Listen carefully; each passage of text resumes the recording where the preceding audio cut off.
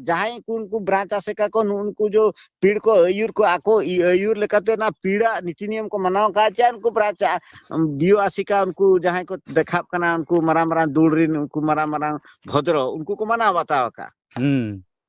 मेताय का को उनी जो चिली ना बो मैंने दासरती आम बारपे रा हर को मोड़े गा में मोड़े भद्र सना आम गा निजे अबमना कारा पीड़ा कथाम चलुया हाय आर मिटान कथा उनको नून जो मिटान उनको बीओ आसिका नर्सिंग चे चिली मिटा बा हिजू कना ओकर नी दो उन्हें कोरंजे सिद्धि जे मान सिद्धि मिटा बीओ आसिका रे मिटा मेना दम मिटा मास्टर कन से चिका हकन इदु चे मा बडे उनी दन हा ओ उनी दा नोडे कोरंजे हदा नोडे चेरे सोसोया हाय आले तू दिसमरा कथा ले बडाया उनी दार आपे पे मेने नोका नोका नको राजनीति डायरेक्ट राजनीति हळ बाको ताहेना डायरेक्ट कोने कमना बारपेरा हळ बाको ताहेना समाज रे नोका नोका हळ बाको ताहेना सरकारी चाकरी हळ बाको ताहेना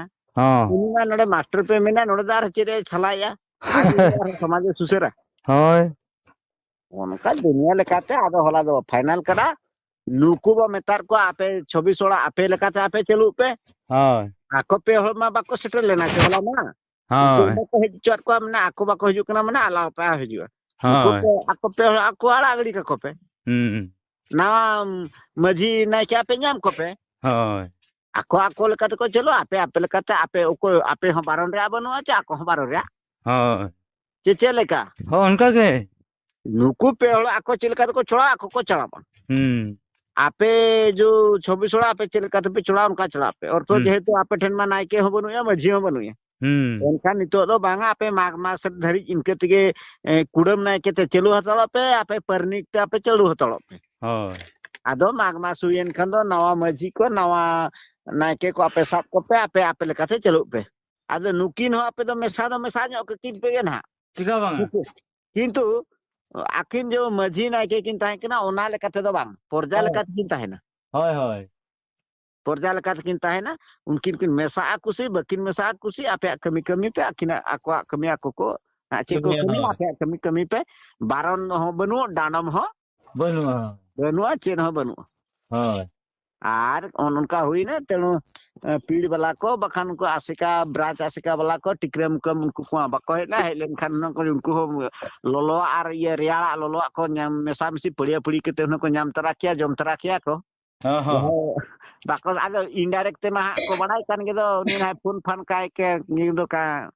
ना को के चेत लेका ना को एमा दिया जम को ना को माना ए लेट के दो ना हाय आदो उनको को कोळो कथा तक मना बिरी माडा दकी कुळो तो चुपा लेका आदो मन तक मैं जाओ भागे बइन सेनला इहो बखान इहि नाम तरा के गया हूं तरा के उन होय आदि मेने मरसपाड़ मुकम जहां रे अणगोना अबो दो अणगोना माने बिना फाइनल कते बाबो अणगोना आर बाबो रुवाड़ा होय होय आर ओका को बाको दाड़े अबो बो दाड़े अबो बाबो दाड़े माने जीवन रो को बाको दाड़े होय अरे बेस बेस टीम बेस बेस लासर आतंगिया बुद्धिजीवी ज्ञानी पंडित ऑल पढ़ाओ अब तो हलाना किसी जिनिस बनेला तेहना जिनिस बनेला गपा दिन हो जिनिस बनेला हां जतो जिनिस ताळो मानेम कते बो चला आमांग सेर बोला हां आको दो होला अधिकारी मितका टिक्रम कम ने चेत कना चिली कना ब्रांच आसिकरा चिली कना मूलो दो अतु दिसम रे मजी मजियारे व्यवस्था रे कटै ताहेन मा नई घाट गड़ा घाट रे मुकम रे टाइन का नुकु पीड़ी वाला को चे नुको जो ब्रांच आसिका को नुको को फालतू जिनिस कना दो गांवता कना होय आको लेकाते आको को चलिया ओना जिनिस आम नोडे बढ़े लादेया मा आम चिता होय उनको को चिली कना होय उनका लेका ये ना तेणु नुको फालतू कथा कना को आसिका ब्रांच आसिका नवा पीड़ को नवा कोना चेत हो नुको तो बहु रुपए इंडो लेका ना रेहत बनवा फेड़ा तो दरकार पड़ा चटा तो बना चेन हो बना बखन में ना होय उनका कथा होला तो हुई ना तो आको ना तेना आको हो मिटांग को चेत को उपाय दो चेत हो पे चिका पे नोका पे चिका बड़ाया उनी पेरो सलकुड़े पेरम ताल का आमा ओना टिकरे मुकम रे प्रेसिडेंट को दो करना घाट कमिटी रे बाम बड़ाया मैंने इंदो बई बड़ाया टहल उनी हो मेना इंदो घाट पारखाना को दो करने बई बड़ाया आपे तो बापे बड़ा गया कोई हो और बांग बड़ा ते कुमरू लेकाते के पे ताहेना हां ताहे को पिन कई हां आदे ना ठीक गया देखया उनका ये खान दो चेलका बखान दो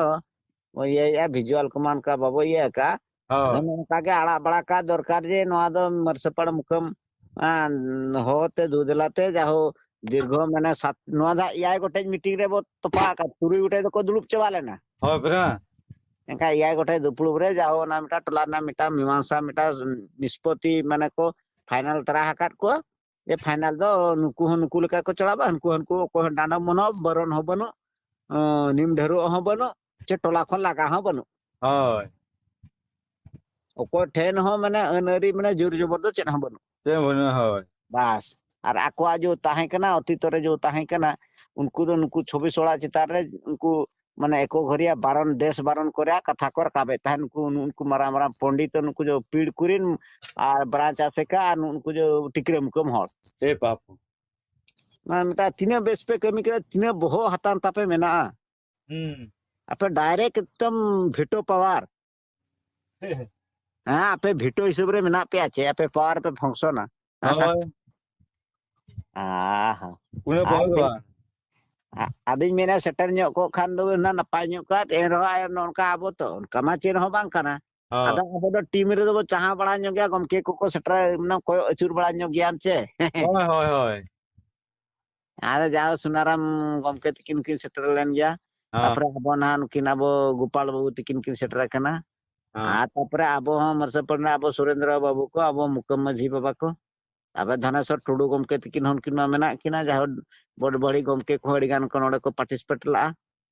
ᱟᱵᱚ ᱠᱚ ᱢᱮᱱᱟᱜ ᱵᱚᱱᱟ ᱵᱚᱥᱚᱱᱛᱚ ᱵᱟᱵᱩ ᱦᱚᱸ ᱥᱮᱴᱮᱨ ᱞᱮᱱ ᱜᱮᱭᱟ ᱢᱟᱱᱮ ᱤᱱᱟᱹᱜ ᱠᱷᱟᱱ ᱜᱮ ᱟᱵᱚ ᱫᱚ ᱠᱟᱯᱷᱤ ᱦᱳᱭ ᱛᱟᱯᱚᱨᱮ ᱦᱟᱹᱱᱤ ᱟᱵᱚ ᱵᱚᱲᱤ ᱯᱚᱨᱚᱵ ᱥᱩᱱᱟᱨᱟᱢ ᱥᱚᱨᱮᱱ ᱵᱟᱵᱩ ᱛᱤᱠᱤᱱ ᱠᱤᱱ ᱥᱮᱴᱮᱨ ᱠᱟᱱ ᱛᱟᱦᱮᱸᱫ ᱥᱟᱢᱥᱩᱫ ᱥᱚᱨᱮᱱ ᱦᱟं उनकिन की सेटर कना और उन्नी कोड़ा ना राजकिशोर हेम्ब्रम ना उन्नी कोड़ा ना टा बाय चलावा अब उनी पर नहीं ना हो टांगरे पर उनी पर ना हां उन्नी कोड़ा हो सेटर कान तांगे जाओ मने आबो दो इने प्लेयर खान गे आबो दो मने टीम दो जितकर आर अडी संगे हर दो बाय दरकार संगे हर मा ताहन खान मा खाली कोकोयो गे हाबो गानोआ ᱦᱳᱭ आ दी चार जण बेस कुरार को ताहन खान प्लेयर को ताहन खान टीम इनर गे जितकर हुयुआ ओना तब सरी पितियो मानांग खनो मेना मानांग खनो बो गालमरा कान गया सेना आबो माने ना आबो फाइनल ᱦᱳᱭ आहा हाँ ठीक गया ना तबे आर हो देखिया का गबो कथा आदो देखिया ना ओनते ना ना हराम से ना कटी चला ना हो कथा कान ताहे हां ओका हिलो कोते ना न जो ट्रेस मैप कथा ने आराय हे मेने का गया मु दउची आपण आसंतु इनका होला नंगे एम किया ट्रेस मैप हां इनका नोनते ना बो दुपुळु बो हेजेन सुरेंद्र बाबू आराय गे निजे फुना दे आय ᱦᱳᱭ हमदे सुरेंद्र बाबू आसंतु आ को जगह रे ट्रेस मैप टा देबा जगह ऊपर हेजिगो खान दो नापायो ᱦᱳᱭ एनखान दो होला दे मना का दे आगे हमर गुटे जतियाणो मिटा मारा मीटिंग मेना गपा दो बांगा देखिया इन रोड लेन गे आदो हाना कथा का हेलो एमो आमेनते ᱦᱳᱭ आदो हाड़ाम होय को रकम नाय एमो माय मेनिया आबो जदी 5 लाख टका ना जदी छातो मनोपे एमात बना जाहो मिटा नेस कामो 15-20 दिन रे कंप्लीट हुआ माने आबो नेसा जत्री घाट रे जेमिति ओना स्टेज चितान रे जेमिति झी सगुन हो हुयुआ आबो कमी हो हुयुआ ᱦᱳᱭ आर गाड़ा घाट करना उन्नति आर फंड करते जदी किछि पैसा को हेज दिन खान इनेगे मारंग कथा दो आर ठीक से बो चलु दाड़िया ᱦᱳᱭ ᱦᱳᱭ आर ज्ञानी पंडित ओना चितारे गानो बांगनो ते तर्जुमा बो कथा बो गुर्दबो निष्कर्ष याबो उनका आइदे इदी कते ना अब मुकम मानसर बोला आर अंधो भाबर ओको मेन गोट किया इन चेरी मेन गोट किया आम दो संगे ओना माने सेज गोदाटा हां ᱦᱳᱭ ᱦᱳᱭ उनका दो बाय गानो ओना रे सरिया तिना मेना हुयु दरकार ते बांगा ठीक करा चे बांग काना आखरी मेन गोट किया मेनते इने ने ताला कथा दो तला लाइरी मानेगला दिनन खान दो ना बाई उनका तो भाई हो अब तो आशिका चेरे मेना ओना तो चेरे मेने याम ᱦᱳᱭ छोड़ा आशिका 1964 रे जदी बेरे टका बकना सा मजी पर परगना व्यवस्था दो चेन ये ओना 1964 रे चो ना मणांग खन मेना nga marang ngi khan ona marang nyela che 64 na nonda ka ta nonda tam nyel ᱦᱳᱭ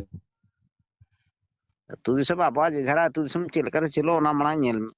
ona ako boso aseka chire chikaya adigan gata chit ko chikaya ona ho bicharte di dorkar ona do nyela bujhao jodi hol joto hol ko bujhao di khan ona lain ta bo chala gya ᱦᱳᱭ jor jabardast do min hore anjam gu kiam te nodem da implement ay karjokari ona do unku ar grohon dorkar che बागान को आसिका वाला जो ओगेट बाको ha नुना हर बेस्ती को बाको कुशिया ना चे हरमा अरे आशिका तो आको आशिका उन दिन जो 1964 करे बेरे लेना तेन जरी ते तो चेरे चिका हका होय चेरे चिका कार उनको यूरिया को तिना को कमी कना और आको तिना ठीक मेना होय ओना के बांगा ओना बाखान दो आर आपे सड़ा 1964 रे सड़ा ना पे आपे छटका दुआरिन हळ बाको बुझो दाड़े आकार को आपे आपे छटका ओजरा जबराते पेरेज कना आले छटका जो हेज कना होय हनी नर्सिंग चे चिलीउन बाको मता सड़ा आम करंजिया सिदी हळ नोडे दा आले तु दिसोडा चिरे एकदम छुड़वा चिरे मार्शाला चे चेनेम चिकाया होय आम दो ना कोटे लगा पुचि हळ लेका नवा करे भद्रम देखा आमा अतु दिसोम रे चेरे उडी सफा कते हेज कना चे दला सला चला आपे अतु दिसोम पे इलाका पे पंचायत से अतु दिसोम चिने एम चिका का होय पर ओने मता भाई आमा कथा तो आमा चरखा भाई आमा सुनु में होय आमा चरखारे सुनुम कते घाय घाय अचुर में अचुर आले होय चरखारे सुनुम ने में हेज कना नोडे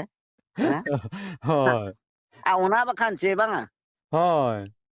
आले अतु दिसमना कथा इन तिने चिंता बका ले चिंता नोडे तो तिने इनको पतियो इनकना चे बांग कमी कना चे बांग एटा करे मरा मरा पंडित इन देखा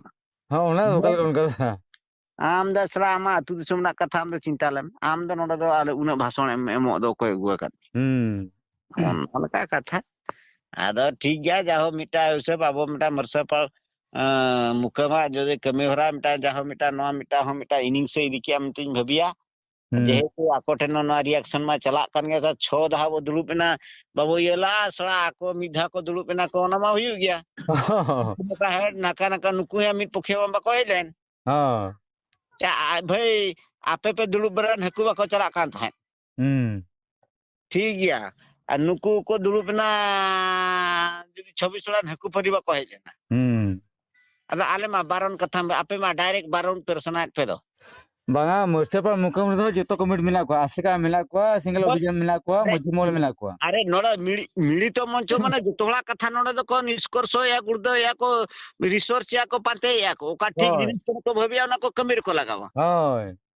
नोड़े दो अनेक को मेना होजाती गांता ह मेना को ना तलारे होय बरा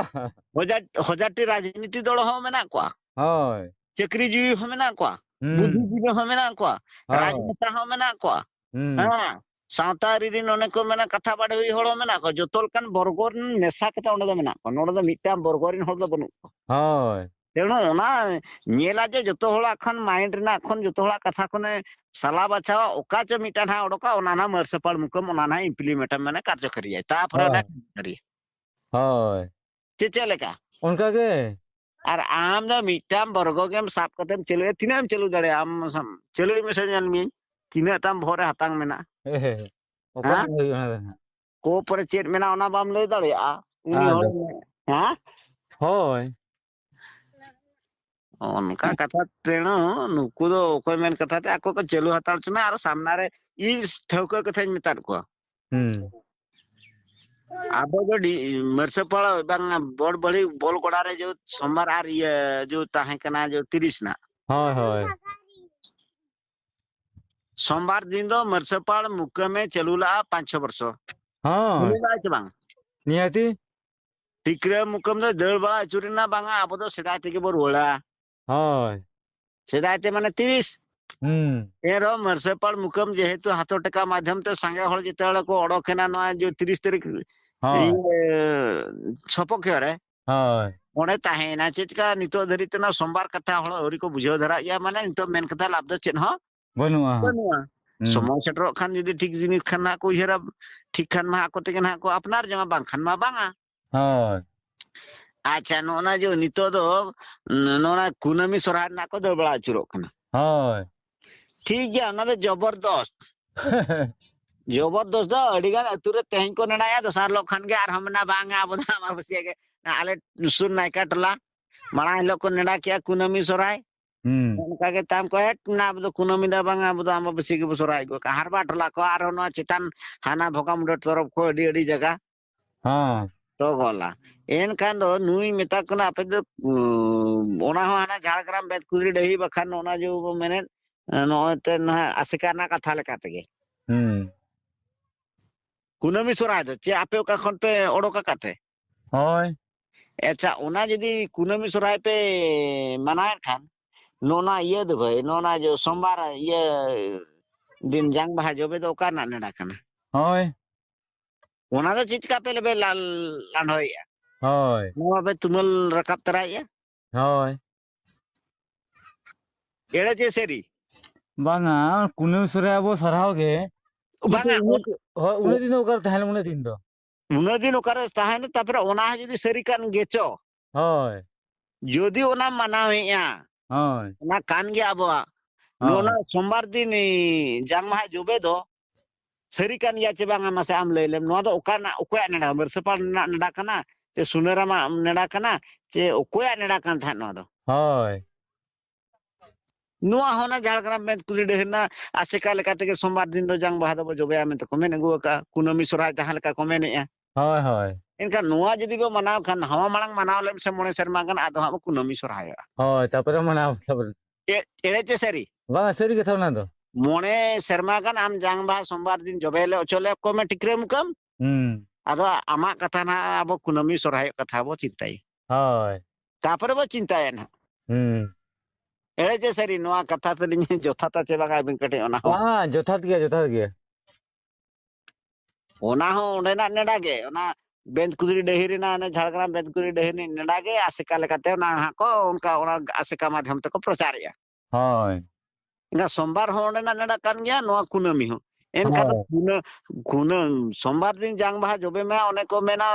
5-6 वर्ष मा जोबे ला गया ओना को 5-6 वर्ष पे दुपुड़ु ना हाड़े हाड़े बांगा अब तो सेदाय तेगे बरुड़ा माने अब तो 30 गे होय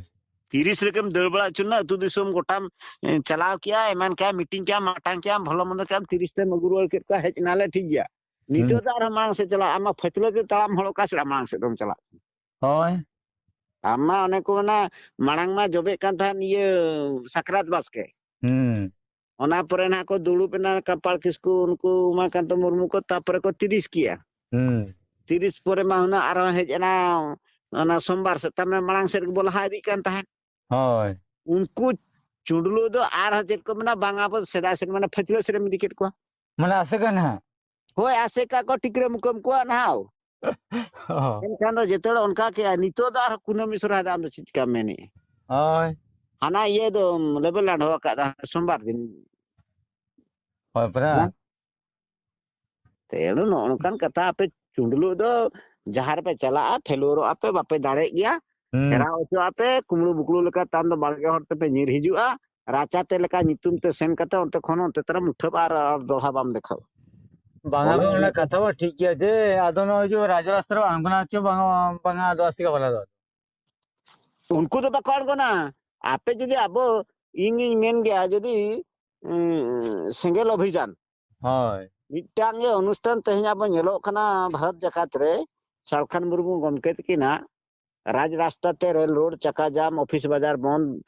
हाट बाजार बंद माने चेक चौका हलो ना हुलसे जिते एहबी आय ओना ना फोरकोस सारा भारत वर्ष रे उनिया अड़क आर ओकोय हतो उकुरी खाली कागज कलम रे ओना को दुरुप ना नेड़े तिना गान दारे बुटे दुबना नकाय बा हनकाय बा इना भाषण को आंजमे बांगा आदो गमके ओने मेल केदी ओने आसिका मा 64 साल नी कने मा 64 मसिया नी ये कने होय और रजिस्ट्रेशन ये कने माने अनुष्ठान कना होय गुरु उनके अनुष्ठान आदो ओना पर जो को हिन ना तो अब कमी को एने उनको तो गान ले आछे बाको गान ले ओना बो नेला चे अब नोआ दो चेट को गाला इनी मेना आसिका ना कथा प्रचार प्रसार दो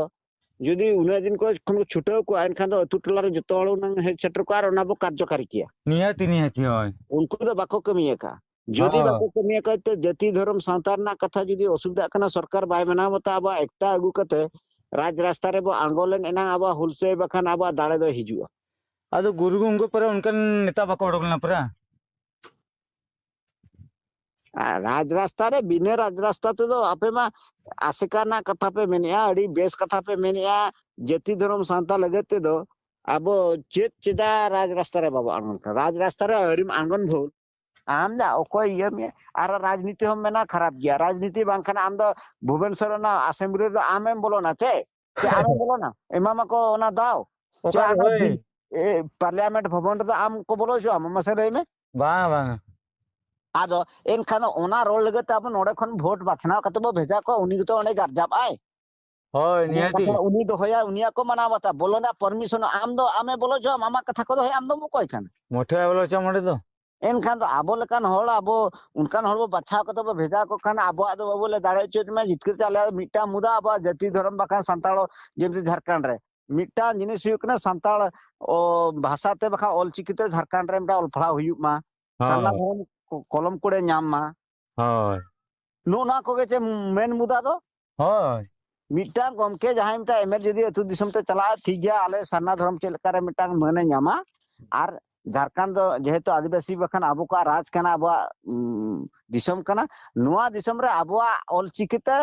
ऑल पढ़ा स्कूल कॉलेज रे बाजार हजार रे ऑफिस बाजार आबा चालू दरकार प्रथम संताड़ी लैंग्वेज दो प्रथम भाषा दो संताल लैंग्वेज हुई दरकार एनखान आले जिक्कर में उनी मेनाय आदो आम दो ओना दो ओकोय कमी है ओना दो आमेम कमी है मझी कमी है चे ये परनी के कमी ओना दो राजनीति लाइन रे कदम मिटा एमएलए मेना बखा एमपी दिल्ली रे मेनाय होय ओना बेगर ओकोय हळे मेना मसे लेबिन बांग ओकोय बाको उनको मेना उनको हां एनखा अब दो ओना को नाम खान उनकान हळ बो बचाव को दरकार होय जी परनिक व्यवस्था मेन दो मेनेट गया नो दो आबो को तला रे मेना आको ठेन दो ओना दो बाय सेटरो बांग बांग बाइस्ट्रो कना मिटा एमएलए मेना माने ओने को मेना मिटा निर्वाचन मंडल दिन ओने को मेना 1.5 लाख 2 लाख हळ को मेने सला समान होय चे लेका होय उनको उनका के और अबिन एकला जहां बिन मेना आबो लकान हळ ओना आम एकला के मेन जों कना कोय मका जमी हळ ओना को मेना हळ मा बाबू बड़ाई जों करा ओकारे मेना राजनीति दो ओकोय बाय राजनीति का इन इन ओकोय बाय राजनीति ओकोय वोट एम का उनके राजनीति कना इना उहर दो मा राजनीति तो निहाती जतो राजनीति किया बांग दो बांग होय बांगा हळ को मेना अब राजनीति हळ ना ठा रे बांगा हना रे बांगा वका चे रे राजनीति मा इना उहर मा ओकोय मेना ओकोय वोट एम का उनके राजनीति कना आदो उनके नो माने सिंगल अभियान को तो सिंगल राजनीति मा ओना दो उनको बोहो ओना तेगे तेन मा हळमा सांताल को मा को डामाल उलेट को नोय जो नितो नोय बिन नेले तुरुई धाव दुपुरुप दो चेत खातिर नोआ दो नोका हकाना होय तुरुई धाव दुपुरुप जो भाई ये गोटा ठोके दड़ेरा ओना ना कारण चनीना भो आतंग हळ उनी दो अनखान दो गुजु धरिते होना मीटिंग दो होइता बाय समाधान दाड़े बास समाधान होय आदो उनका के आबोते जो उनकान हळ को बुझब कानते राजनीति दो चेत कना सावतारी चेत कना चेत लेका खान चेत हुई दड़ेया चेत लेका खाबा जितकर हुई दड़ेया ओना बिसड़ी कते ओना विश्लेषण काते दो नुकु दो बाको कमी खाली मुरु चेत तो सेदाय खन का ढाका हनका ठीक है लक्ष्यहीन शॉट ओने को मना मारा लखान टीम दो बाय जितकर भाई या या ट्रिक ते मेना टेक्निक ते मेनेया एने एने तो ठीक मिन होलम पासिंग या नासम गुडरो के खान के स्कोर आय होय एनखानम जितकरवा आ नौका ढाबा मारा तो गुजु धरी मेने रह नौका ढाबा बोल ते बाम सेटर दड़े भाई ओंडे दो बाय सेटर होय आदो मेन को मेन गे अबि रेडी बागो बागो कथा को बिन मेनाइन ते बागो दो चे जहां नेलगो कना आर उनका हमन का खान गे ढाबा शॉट वाला कना बो आबो दो होय ओकोय बेस कुरार अगु कते टीम रे उनका उनका हड़बो दोहो लको खान बो जीत के ओना दो बाबो चिंताय आदे को खाली को ना सालखान मुर्मू हने हंडी बोंद चेरे बोंद ना हंडी बोंद मेने खान दो एकदम आम दो बना गुजु कान लका उतर के बुझोय चे जेठा अपने गुजु कान लका उतर के बुझोय होय परा हैं होय उनका बुझे एक परा और तबो बोंद माने पे बोंद माने पे गोज तुरो पले ना धरती खन पला मनमी दो संताल जति दो पलो आत तुरो अब लो पुत्रो ना होय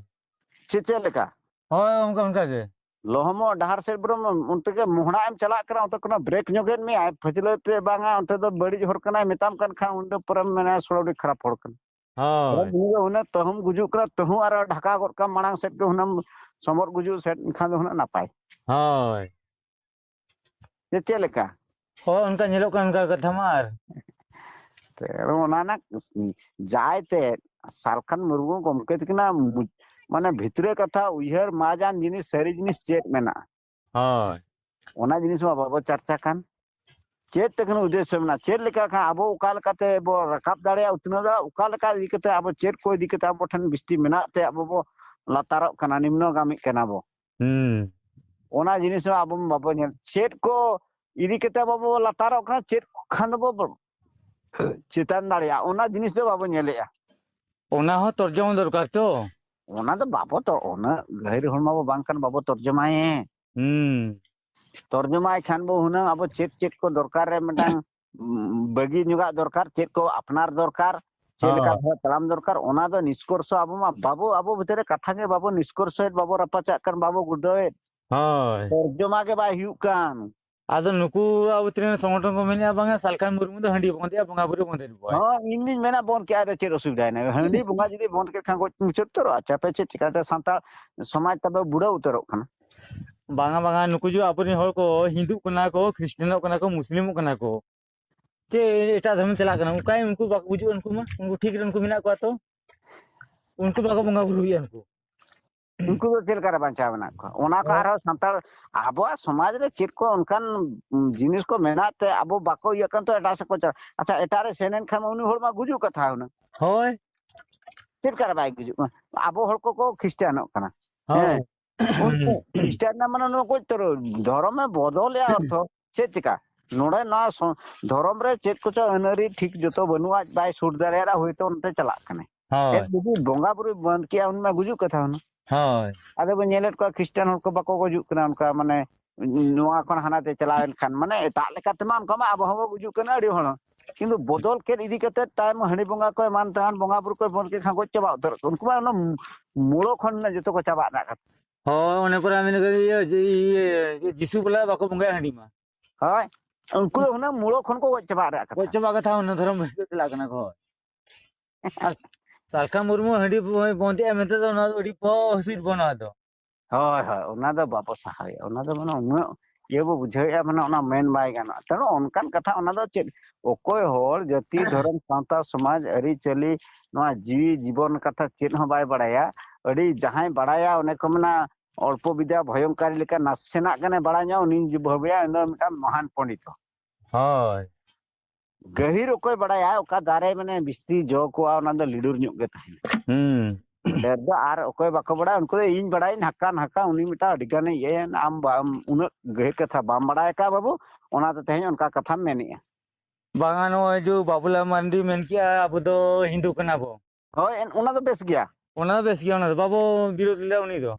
बाबू विरोध आर उनी तो गपा भोट रे हिजु खा उनी के बोय में उनी को माय बो चेचल का उनका के आदो ओना परे नेले बा हेमंत सोरेन जो समर्थन किया सोरे दो उमिसा के हाय उनी चल बाबू अब तो उनी तो विरोध का अब जो आसिका मेने बांगा अब तो पुणे में सोराय हेमंत सोरेन जो मेने बांगा अब तो मैं ये उमिसा सोराय तो होड़ खान को मिताव कना बे अब तो पुणे में सोराय मैं हेमंत सोरेन मिताय बो अब भूल में क्या हम तो उनी मा मेटा झारखंड श्री मंत्री उतर कना मुख्यमंत्री उतर कना होय उनी जदि बा मेताया बखान जदि बा अड़िसा खा उनिया विरोध ते कुसो पोतड़े का दाहाव कोने हकुता राष्ट्र रेल रोड चक्का जमटा आदिवासी नेता कते आले चिचका एटा हरते इदी ले ओना रहो ओडो कम आसा हुल से होय आपे तो जतो का ठीक गया होय तो हिंदू हो ठीक गया क्रिश्चियन हो ठीक गया आमावासी हो ठीक गया कुनमी हो ठीक गया बामणे हम ठीक गया माझी हम ठीक गया हम जेते जहां से हम दो माने कोई नीलज हम दो जहां को माने अब जहां के गई जात में जहां के जहां चिका कर में उनको हिंजड़ा लेका अब दो माने इज्जत महत्व बनु ना से बानते होय उनको को जहां का करे ट्रेन गाड़ी को का जहां कोई गदु न्योगे का कोई चिका न्योगे का उनको तो जतो आगे ठीक गया ओके ओके होय अब ठीक उनका देबो अब दो हेमंत सोरेन होय ठीक गया बाबूलाल मारांडी होय ठीक गया सिंगल अभियान होय ठीक गया बाखान दो नुई ये ठीक गया बाखान हो बाय ठीक है ओको ठीक है मैं तो ना लगत कथा बर कम ओको बान ठीक खान दो तीव्र हो विरोधी मा हुलसे बोहमा रेल रोड चक्का जाम रास्ता ते बाणगन मा आ बेसिक खना माने न सरहा हो दरकार होय खरापी केन खान जांगे दारा में बखान विरोधी हो दरकार आबो दो माने बेसोड़ सरहा एमो हो बनु से खराब फल जांगे दारा हो बनु होय ठीक गया बाबू आ मेटा कथा गमके नो ये 1925 रे तब हुइल ना ओलचिकी जो पासना वाले तब गुरुम के हां नितो हुइ ना तब 2025 ना हां जो मैंने अब बंगा 2025 तो अडी रस्के शर्मा कना ना जो ओलचिकी 100 शर्मा पुरो कना हां 100 शर्मा ना ओलचिकी ना तब ना शर्मा पुरब कना ना जहां होय उनका तो अडिगान संगठन को ओडो कना जाय 100 शर्मा पुरो कना अडी पोले एने आले सेरेन आले ना हां किंतु अब ने दुख बुझे जे बांगा 100 शर्मा तो ओलचिकी पुरो कना हेले अब ना भारत वर्ष रे माने ऑलचिकी बाबो लागू होचो दाड़ेयाग कना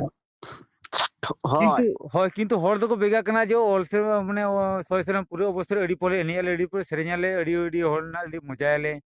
उनका हड़ा उद्देश्य अड़ी गन संगठन मेना ᱦᱳᱭ ᱚᱱᱟ ᱢᱟ ᱪᱮᱫ ᱥᱚᱭ ᱥᱮᱨᱢᱟ ᱢᱟᱱᱮ ᱤᱱᱟᱹ ᱦᱤᱞᱳᱜ ᱫᱚ ᱫᱤᱫᱷᱟᱨ ᱟᱹᱛᱩ ᱫᱤᱥᱚᱢ ᱨᱮ ᱵᱟᱠᱷᱟᱱ ᱢᱤᱫᱴᱟᱝ ᱯᱚᱧᱪᱟᱭᱮᱛ ᱵᱮᱥᱤᱥ ᱨᱮ ᱵᱟᱠᱷᱟन ᱯᱤᱲ ᱵᱮᱥᱤᱥ ᱨᱮ ᱵᱟᱠᱷᱟन ᱢᱩᱠᱟᱹᱢ ᱵᱮᱥᱤᱥ ᱨᱮ ᱢᱤᱫᱴᱟᱝ ᱢᱟᱱᱮ ᱥᱟ ᱥᱮᱨᱢᱟ ᱨᱮᱱᱟᱜ ᱥᱮᱞᱤᱵᱨᱮᱥᱚᱱ ᱡᱮ ᱢᱟᱱᱟᱣ ᱵᱟᱛᱟᱣ ᱨᱟᱹᱥᱠᱟᱹ ᱫᱚ ᱢᱟᱱᱟᱣ ᱞᱟᱹᱜᱤᱫ ᱥᱟᱡᱽ ᱥᱟᱯᱲᱟᱣ ᱦᱩᱭᱩᱜ ᱠᱟᱱᱟ होय जाओ कोई ना 5-10 हजार टाका ले खर्चा कोई ना 20-30 हजार टाका ना टेंट साउंड फाउंड मान थान चेत को चो ना अना ना एने सेरेन हुआ मान ना जाक जमक ते किंतु ओना जो ऑलचिकी आड़ांग ऑलचिकी होय की भारत सरकार चेलकाते ता लागू चो हुआ ना होय कार्यकारी इम्प्लीमेंट आए ओचोयाले ओना ना चिंता दो बनुआ टोटल गे होय अच्छा आड़ी दे टोटल गे किंतु इन्या भवित तो गमके नय जे पर्यंत ऑलचिकी 2025 भीतर बाबू लागू होचे भारत वर्ष रे से पर्यंत 2025 सय सेर मनाव दो अड़ी गलत गया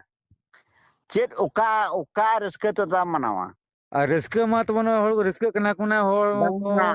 ओका रस्का इदिके ओना जदिम कार्यकारी दाड़ियादा होय कार्यकारी के रस्का दो होय कार्यकारी बांखान दो ओना दो रस्का दो चे आर 2025 खन आबो आर 2000 धरा जो आबो तिनारे पड़ा पूरा बा 21 बांत आर जो 100 वर्ष परे आर नका के बाय लागू का आर हम मनावा होय होय बांते बांगा उनी धीरे बाचला कहीं गवर्नमेंट नेला बा नोआ भाषाभाषी हड़मा नोआ सांताली भाषाभाषी हड़मा नोआ भाषा बाको व्यवहारिया तो नोआ भाषा दा अब दबो ओडोगाबो उनका को ये ता कैंसिल दा कोना ये संविधान ओ ना डिलीट का को ओना तो माने भाषा ना विनियोग बखान हड़ा चाहिदा तक बनुआ दरकार बनुआ आवश्यकता बनुआ आबो ओना बांग कते रहो दिसम दुनिया रे हड़ को ताहे दाड़िया कन गया होय होय ना नोआ भाषा तो उना प्रयोज्य बनुआ होय लक्तियन भाषा बांग कना होय अच्छे आर नोआ भाषा रे इदी कते नोडे एटके टोड़े बखान आना होय तेणु जहाँ जो परिश्रम मते जो कराव का को तब गुरु के मानत जोहर साउथ उनको जो सुतुलर बा को मांग मेना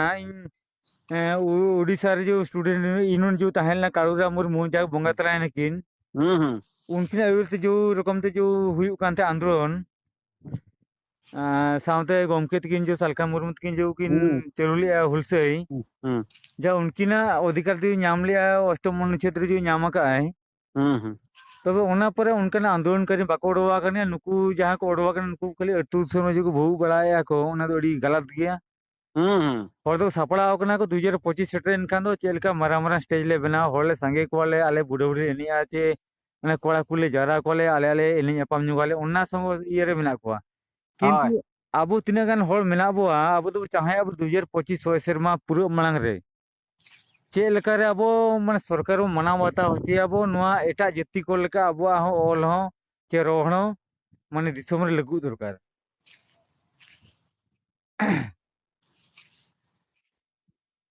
ओना उत्तर कान गया जो अब नय नितो जदी हो 25 ते हुयुक कना जदी धरा जो 100 शर्मा भीतर मिटांग चिकी ओडक काते जदी बाय कार्यकारी दाड़े में नोआ दो तिना गुरुत्व नोआ तार को एमाका ओना जाति रिन बखा ओना सोसाइटी रिन हर आदो नेस बांगा तो कालम बांगा चे सातो माबे कैंसिल तुर आचे नोआ मा ना भाषा हो कैंसिल तुर गुरु हम के जो आशा को ने लगा है नोआ तो आज तो बाहिय कना नोआ लड़ही के तो हुई कना भाषा जो अष्टम अनुसूची नाम का है नोआ उनका कर्मा होना जो तो अब नाम चला किया ना दिसो में झारखंड दिसो 30,000 अब नाम किया अब मजियारी व्यवस्था पैसा कानून सीएनटी एक्ट एसपीटी एक्ट को उनका को जदी मेना नितो धरि बाबो नामना आइदारी हाय ना तो नामोआ नितो दो आइदारी दो लड़ाई द्वाराते हुई आमा कर्तव्य आमा ना तारा हुलसे द्वाराते ओना जिनिस दो मगु दरा बखा आते दो ओकरी ओना मा कानून रे जदी नोडे उनका ताहे का ओना दो बाय खर्जो करी कना कानून को सीएनटी एक्ट पीए एसपीटी कानून डोमिसाइल नीति को जहां में ना को बाय कार्यकारी करना चेत का आम ओना चितारे ना कर्तव्य आमा छुटो बांखान दो बाय मामा नोआ हो ओने बुन मेन केलका नोआ जो अब संताड़ी ऑलचिकी जो अष्टम अनुच्छेद रे जहाना जदी ओडे ठाई नाम किया ओना मा ओडे नाम किया मानाब खाना जे धारा अब दो बिस्ती कते धरा झारखंड उड़ीसा रे जेमि झारखंड रा प्रथम राजभाषा अब हुयु दरकार उड़ीसा करे द्वितीय राजभाषा हुयु दरकार कथा मिटांग होय होय तेणु उना ना मन दो चिका बाय में आर ऑल चिकिते ऑल पढ़ाना जेमिति अब उड़ीसा रे हो अब मना इम्प्लीमेंट दरकार चालू दरकार चे बांगा होय उकुरी झारखंड लेकान दिसोम रे आजा दिसोम रे निजे अब आदिवासी को दिसोम रे ओना के बाय कार्यकर दरकार उड़ीसा कथा को चे मान कथा को आड़ी संगी कथा अड़ी सही कथा होय तेणु ओना दो नितो दो हेमंत सरकार दो चे उनी तो खणी खदान चेलकर अखरिया चेलकर बार पैसे न्याम आज ओना चिंता रे तहना जाति धर्म कथा उनी दो आर चे चिंताया चे ओना एसपीटी कानून सीएनटी एक्ट पेशा कानून ओना चेतार चे आर उनी दो आरे चिंता ओने हेमंत सोरेन दो मेन लेखान दो माने पठान कोई लतारे मेने उनी दो हां उनको पठान को चेक को निष्पत्ति का ओना दो संगे संग ओने चिली मिटांग एमएलए ओने निवेदन किया आज संगे संग तीन स्कूल उर्दू स्कूल मान को चेक को खुले किया खुले के तबरे ने विधानसभा भीतर नमाज पढ़ा लगी उनरा रूम में टाइम मान को आई ओना दो बाय पुरेव लेन गया छे चे मान को आ तो उनका चलू कर नाम उनका के होय बांगा ओना दो उनका दा सरकारी भाबते दो ना ओका स्त्री को तो ओरिढा फाइनल ओरी फाइनल जाले पास ले आइचे यार पास लाए किंतु बीजेपी वाला उनको कीर्तन किया कौन है ना विधानसभा दा मिटा एने जखड़ा बनावे ना होय हां नकु झांजो करताल को इदी कते रे मुर्दंग को दिकर हाने को जो हरे कृष्ण किया नकुन हाते रे को ये हां सांताल को तो कारबो ताहे कना सांताल को चलाव का एने सेरेंगा ताल हमटा एने जखड़ा नोडे माले माय सेरेंगा खड़ा मझी अखड़ा नोडे मिटा माले माय ओना दो चीज उकार को ताहे ओने तो कथा मा जोदी पठान को बखरा उनका उनको हिंदू को बखरा को चलाए ना झांझो करताल को मुर्धुम को इदी कते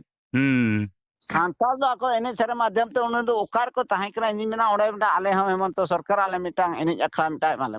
नोडे दो आले दो एने आले सेरेंग आले आर तीन बड़ा ले खुशी आले चला आले विधानसभा ते आर हने पठान को जहां का टाइम हुईना नमाज पठयाय हां नुकु को हरे कुष्टा को चेत मिटा टाइम सेटर ना को हरे कुष्टा मड़ाय को आले दो हां होय नुआ दो सत्तार बया को बखा अडिगान गांता कुरिन होल को हन तो हम मिटा कथा उकार को ताहेना होय नोका अडी लेका कथा इला नेहब लेखान मेना ना लाला जंग हम बोझा बड़ा बड़ा दा हमको हाने पठान कथा मेन के का नकुर हाने कीर्तन वाला को सेना जदी को चलावे ना आबो दो चेक को चिकाय था आबो दिसम रे संता होल को दो होय नुकु हुना एने सेरेन तुमदा टमा को इदी किया मना आले हा एने अखड़ा दरकार बडा डंगुआ मला दरकार नोडे एने सेरेन तुमदा कोले दोहया नोडे मेनो एनका कोड़ा कुड़ी ले देन आले सेरेन आले होय आले हा तो सुरक्षा दरकार के चे बांगा निहाती आले उनको जमतिका को मेना आले हरे कृष्ण मला बड़ा आले बखरामटा रूम दरकार मिटांग आको जे नमाज पठा बखरा पठान को आको दरकार नुकु हाले मिटांग रूम दरकार नुकु हको मना आले एने सेरेन बखरामटा रूम दरकार kan जिनिस काना तनु जाओ हेमंत सरकार अडी नापाय सरकार कान गया हां होय निरा थबड़ो राजनीति दा राक्षर बाय बड़ा केवल आज भाग नितुम ते नुई मिटांगे नुकु दो झारखंड लूटपाट कते को सुलोर रा चिंता धरा गे खाली मुह तक मिलका जदी इलेक्शन घोल रे हना हापे तो उकुरे बाय कार्यकारी आम न प्रथम सांताड़ा इनिंग में ना ओडे मिटा प्रथम झारखंड रे ऑल चिकी प्रथम राजभाषा अंगज में होय आर केंद्र सरकार बारंबार फोकस एम जे सरना धर्म कलम कोडे एमा उब्लिक फबिलिक दो चेक नोड दम दोया होय ना सरना धर्म उब्लिक आदिवासी धर्म ओना दो चेक होय धाबा दो चेक मारा हम धाबा माने दो बांग मोरना मिटांग हमें दो गुड़िया दो मुहा जुकोल काम ठीक है होय तामने मोरना आंतरिकता दो बनु ओना रे हो बिना राजपाल साइन कथे दम भेजा के दो ओना दा ढाबा चे बांग ओना दा मिटा सिस्टम में ना पे चेक पे पास किया राजपाल साइना तापर हाते चला मा राजपाल हा बई के दो बांग राजपाल बांग भेजा कते दाम ना मुरुक दे ओना चीज का भेजा या होय salah muruk cuci salah orang salah dina rajpal on beja kate mane ko mena ye am ha hoy abo meta polis sabha meta kami horare polis sabha dudub huyu abante hoy ini mena dhare ale ward le dudub ale member na polis sabha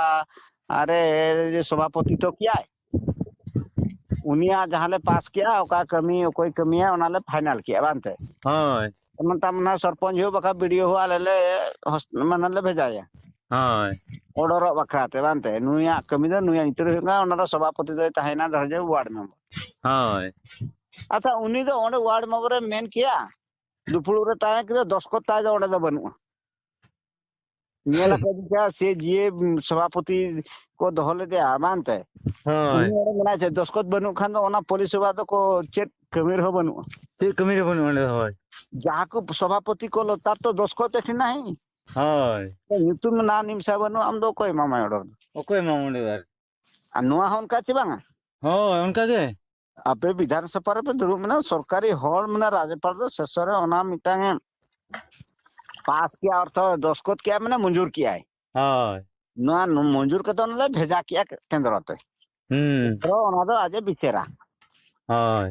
ओना दो को बिचेरते सेनोआ आ नोआ रे मा को मैंने नुकु मा नहीं मा बाइक पास करते को हेजे कना मैंने नोआ एमो ओना दो चेन हो बनुआ नोआ ढाबार रे चेन हो बनुआ लाभ गे ओना बांग भेजा सला समान कथा न देखिया आदो चेलेका देखिया अबो झारखंड रे चेलेका अबो राजभाषा संताल राज आराम ते राजभाषा को चलू दाया कना चे बांग तापरे अबो हो 2025 पूर्वरो चेत बो चिका दाया कना चे बांग आडी दुख रना कथा जहां लेका चलू कना जे मिटां चिंताय खाना अबो तिना लतार को तहन करा अबो हुई होय आर चिली को दरकार आर मेना छे चे ना उनको हर बको तहां पुरो कानते माने बाय हुई कना आदो अबो आंजम गया अबो मा तीन गन हर उनको मिला को गया होला को मिन बात गया हर बाको जरल ना बाबू फाइनल दा तेन दो उनका हरकाब गन थन को मिने थन को उनका दो उनको बको हजना मनते अबिन गाड़ी मिटा चला कना अबिन पैसेंजर ओंडे बबिन तहना मते गाड़ी ओंडे खुन बाय चला के होय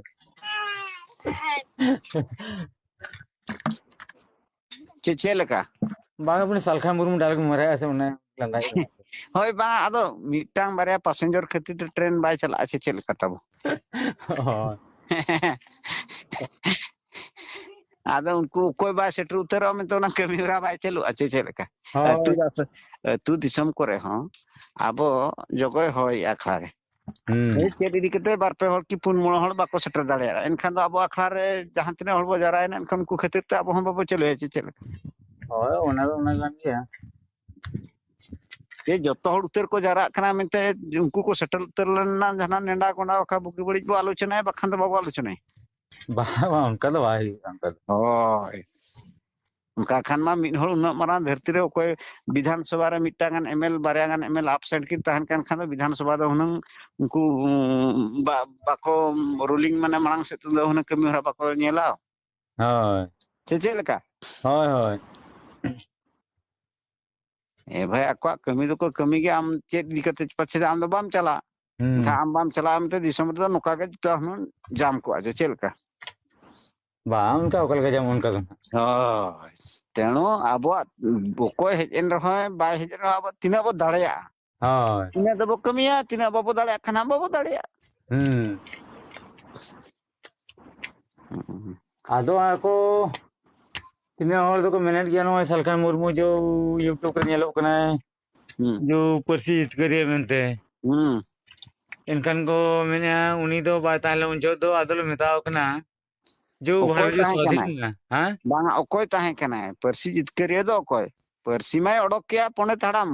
हां उनी सरहा उनी जोहार बांगा उनी मा जोहार उनी माय ओडक किया होय भारत सरकार ठेन ओकोय मना बताओ जो कदा ओकोय बढ़ो चुके दिया इया मेन दो ना ओकोय कना उनी हर दो हो आदो को मैंने उनी तो एब्सेंट ताहेल ना उनी तो बात ताहेल उनी नो जो वीडियो की जारी है क्या कोना माने एड़े किया मेनते ओकोय कना तो सरी दो का मसे लई पे सरी दो का ओकोय आदो उनका को हर को मैंने जे बांग नो दो एडी संगे हर बो ताहेल ना आदो मिता एडी संगे हर दो कालका जो महात्मा गांधी जो मैंने देश स्वाधीन किया मैंने अब आज क्लास तो थोड़ी स्वाधीन किया है नोड़े तो अब हालाम को उनका तहलना को अच्छा ओना मिटा कथा बिन मेन के बिन मनोडे पॉइंट कथा बिन मेन किया दिसम रे माने स्वाधीन के अब तो धा कोई स्वाधीन के अब बड़ाई के महात्मा गांधी होय अच्छा महात्मा गांधी ते तो एकला माने तुल दो के थे उनको आजा तीन हड़ को गोज एना को बुरुइना को फांसी चोइना को चिका चोइना को उनको होय को मूल्य दो बनो केवल महात्मा गांधी के किया है होय अच्छा गोला मिटांग अतु रे बखान मिटांग पड़ोसी माझी माझी जो आचार विचार माने चेनिया तपाम दी कते कन्हा को चलू का ओंडे को मेना ओकोय माझी दाड़ेना बखाने हेरावेना इनका माझी के ᱧᱩᱛᱩᱢ इदी गया नियति किंतु माझी एकला ओंडे भद्रो अकानते बांग भद्रो माड़ी संगे हड़ को ओना टलान को ताहे अकान गया किंतु ओकोय माझी दाड़ेना होय ओकोय को मेताया उनी माझी दाड़ेना बखा उनी माझी हेरावेना होय किंतु उनी माझी जहां को मेना उनी माझी चे नुई माझी ना बानते आदा भद्रो दो इनी माझी एकला के ताहे कानते बांग होय उनका गे अब जो महात्मा गांधी जहां का उनका सालखान मुर्मू आज सावता को ताहे का किंतु ओना नि गुरु बकन हेड बकन मुरबी दो आज ताहे कना होय ए बांगा होय होय सालखान मुर्मू हो बाय मेना जे इनिकला गे ना अड़ी होला गड़ो सपोर ना पछर के ताहे कना अड़ी लेकना होल हो मेना का टाइम रे किछि होल को ताहे कना किंतु मुरबी लेकाते दो आज ताहे कना ओना दो मना तेगे हुयुआ होय एड़े चे सरी नियति नियति ओना नेलेत गया वो आंजमेत गया वो सालखान मुर्मू दे मैंने इनिकला तेगे परसिन जितकर किया चे या जहां के मिन होल जेमिति दिसम स्वाधीन ना महात्मा गांधी आज जुतुम इदी किया जहां के मिटा मैडम जुतुम इदी तेगे हुइया ओना व्यवस्था लेका तेगे अच्छा उनका के जे जेति परसी अब ऑलचिकी जदी अब तले ना अब ना परसी जितकरे सालखान मुर्मू मेना चेर खातिर अब परसी जितकरे दो कोई बो मेता का जतो हल गानो आना होय यार प्रशासनिक को चो पुलिस तहन कना कोई आईसी तहन का कोई वीडियो तहन का जतो में वीडियो আছে चल को ओकाल का उनका हां उनका तो ओकाल का एसएसजी ग्रुप को मेना जतो को प्रेसिडेंट चबा दे चल का आदो उनका के तेनो परसी बकाते लड़ाई तो उनका के गांवता तो तहन कनगा होल हा को तहन के ओनानी गुरु दो तहन कना होय मुरबी दो तहन कना आयुरी मेन दो तहन कना मुख्य धारा दो तहन मुख्य सूत्रधर दो तहन कना सालखान मुर्मू तेनो उनी दिया होय माने मेन केल का महात्मा गांधी दो जेहेतु जतो हल लेकाते उनी आज जहां लका चाहे तहन जखा लका चाहता उनानी गुरु लेकाते नई ताहे ना दिसम स्वाधीन खा जे दी क्या ओना तो असुविधा चेत चिकायना होय सालखान मुर्मू जितकरे मेन का आपे अलग ये कना ता माने हुना आपे को पे हुई को खना पा चेत होय मेन हल को मेन गान को असंतुष्ट हल को सब बड़े ओना को ओनाते तो ओने सेता भूते हतिन हाजा हर खने साहा आजा चल बांग वैसा उनी